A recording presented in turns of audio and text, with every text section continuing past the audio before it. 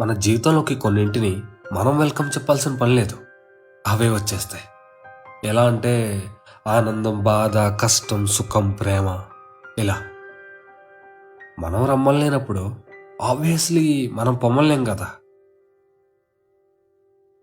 ఈ కథ నీకు తెలిసిందే హాసిని, కానీ మళ్ళీ చెప్తున్నా, నా జీవితంలో ఫ్యామిలీ తర్వాత అంత వాల్యూ ఇచ్చిన పర్సన్ ఎవరైనా ఉన్నారంటే అది నువ్వే. అంత వాల్యూ నీకే ఇచ్చాను, ఎందుకంటే ప్రేమ, నువ్వంటే ప్రేమ.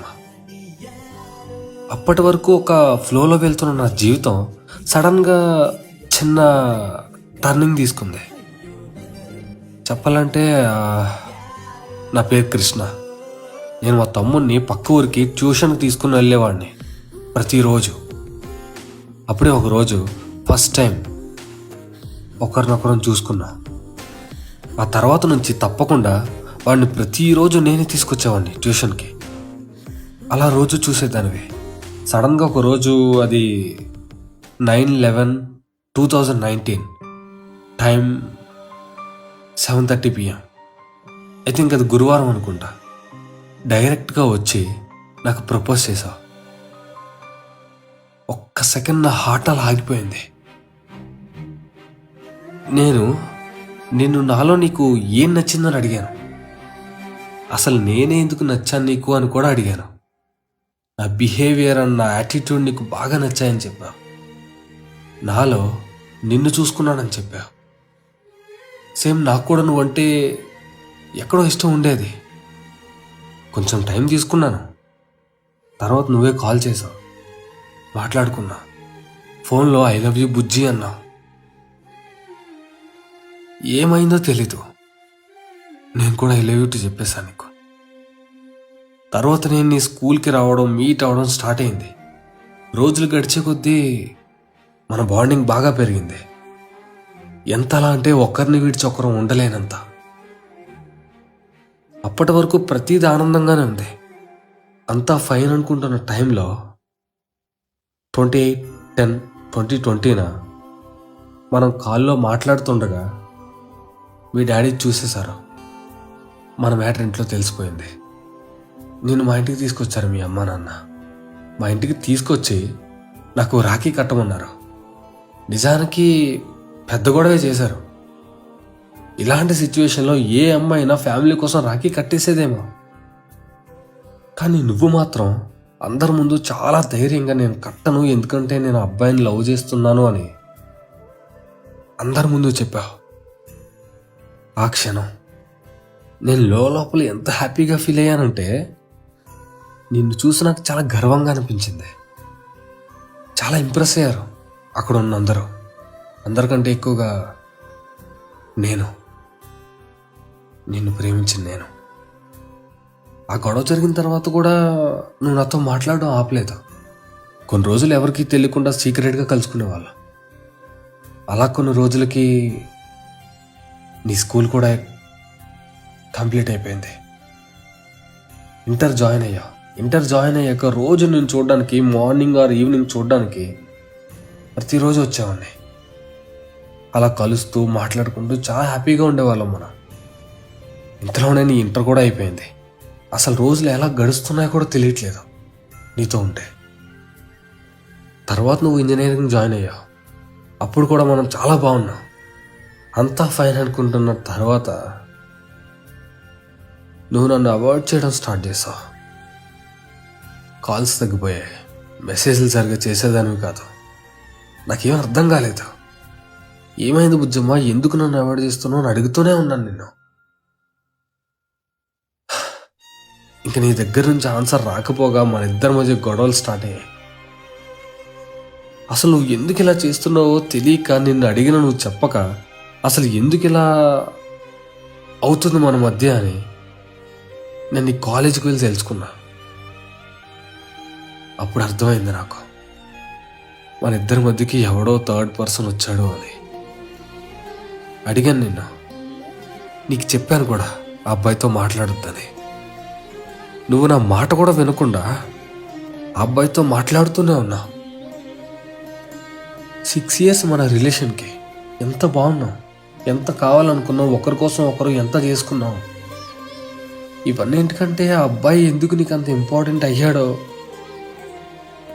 నాకు తెలియదు బుజ్జమ్మ, నిజంగా నాకు తెలీదు.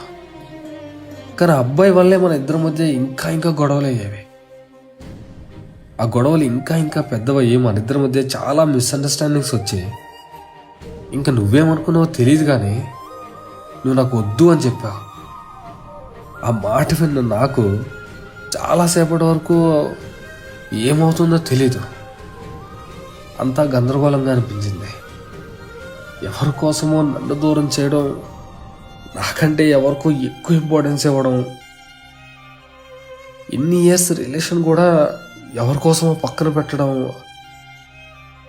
ఇవన్నీ నేను తట్టుకోలేకపోయాను. ఇవన్నీ తట్టుకోలేను నేను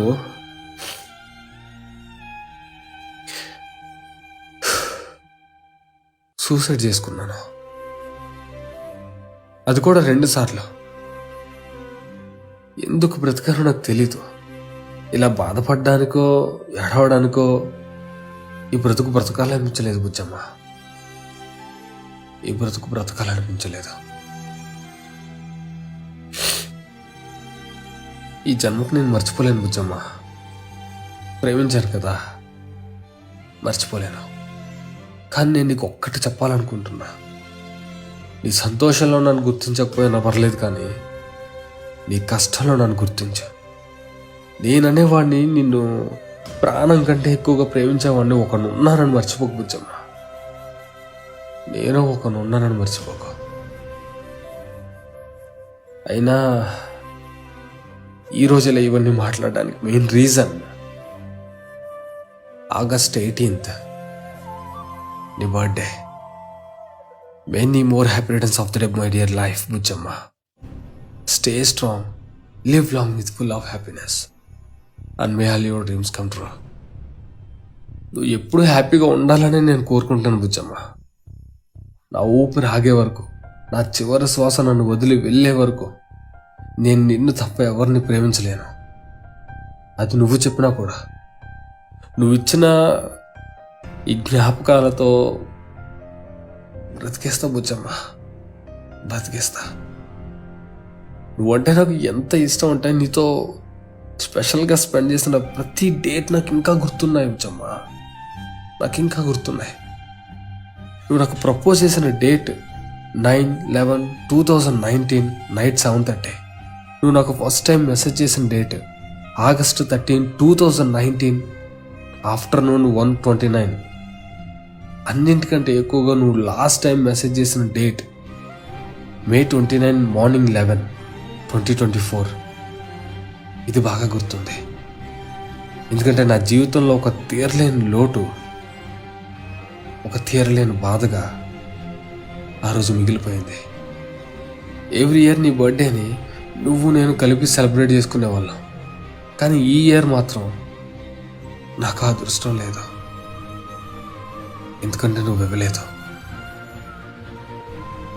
నీకు ఒకటి చెప్పాలని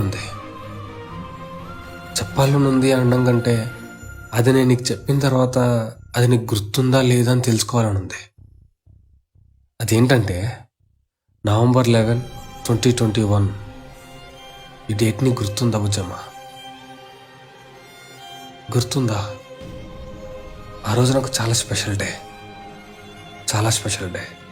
నాకే కాదు, ఆ రోజు నీకు కూడా చాలా స్పెషల్ డేనే. ఎప్పటికీ మర్చిపోలేం కదా. నాకు ఒక కోరుకుందా బుజ్జమ్మ, తీరుస్తావా? ఒక్కసారి నిన్ను కలిసి నీతో మాట్లాడాలని ఉంది, కుదురుతుందా? ఐ హోప్ నా కోరుకొని తీరుస్తాం అనుకుంటున్నా. And I'm still waiting for you Bujjamma. I'm still waiting for you. Once again happy birthday Bujjamma, happy birthday. చెప్పకుండా ఉండలేక చెప్తున్నా, I love you Bujjamma. I love you. I love you so much. I can't live without you. I can't live without you. ఇట్లు నిన్నే అన్నీ అనుకున్న బ్రతికే ఒకప్పటి నీ బుజ్జోడిని కృష్ణని.